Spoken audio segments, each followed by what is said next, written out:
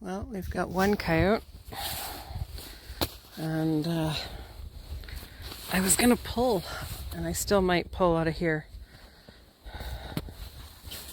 I had another coyote, and this makes for a good day so far.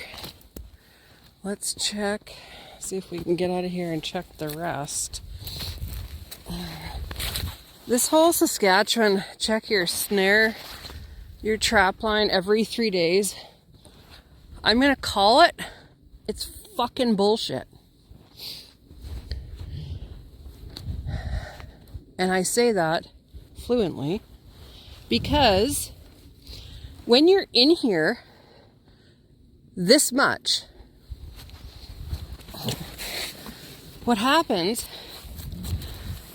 is you leave way too much scent, you leave way too much action, and they don't come in.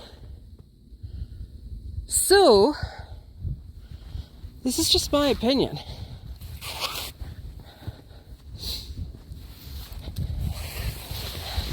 Leaving it to 5 days or leaving it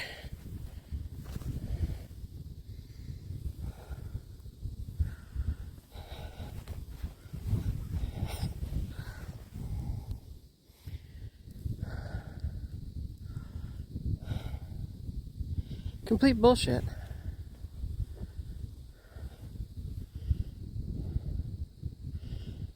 You need to leave it at least 5 days.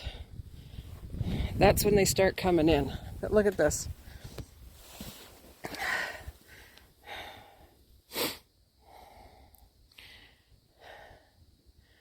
Not a single catch.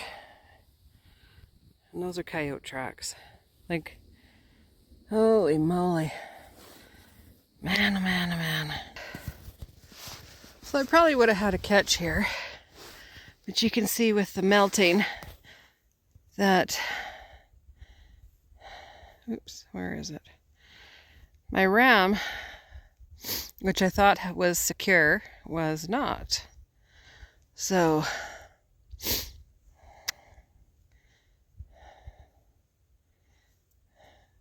set on that trail.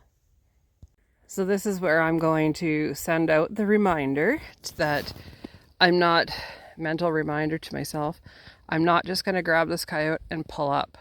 I'm actually going to go back to my sled, which is right there, and grab, I have a crowbar in there because I'm moving some stake down snares today. And I'm just going to pry him up gently, and so I don't rip out those guard hairs like I showed you in the previous video. I left my tripod at home, but you just want to, I just got a stick under there, or he's got a stick. You just want to gently make sure that they're not froze in too bad, because if you just yank them up, all these long guard hairs, they'll pull out and your fur loses value. I got her brushed out with all the snow, and just look at her like her hair. She is so haired up. Gorgeous color. Very nice. Very, very nice. Impressed. 100% impressed. Made my week, made my weekend. So this is how frustrating trapping can be. So I've got tracks there, a track there. He goes all the way. Right there is my snare. And he goes that way. The most difficult way.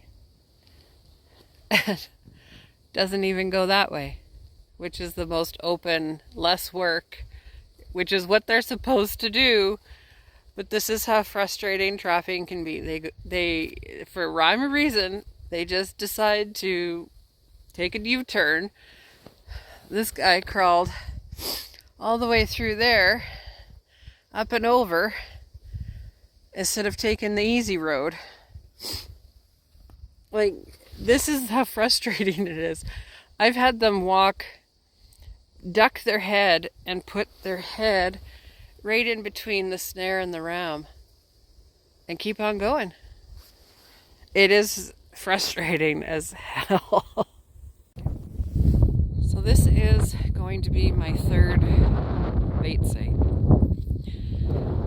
Now, I'm so hesitant to start here because I do not have a lot of bush to set my snares up on. So what I did this morning was I went and I pulled 5 of my rams that have the stands on them, and I'm gonna set in the second, where's my finger? The second bush back here.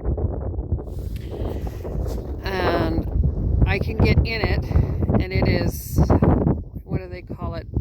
Not buckbrush, but it's a big thorn. I'll show you a picture. It's the only place that I can really set in, and then as I catch, I'm going to have to go back into and start setting into the buckbrush and set on trails once the trails start getting set in. So let's get this started. Welcome to adventure number 3. So I did set up there, and they'll come in, and hopefully, so I do have 5 snares set out here, and I'll see what happens in the next 3 days.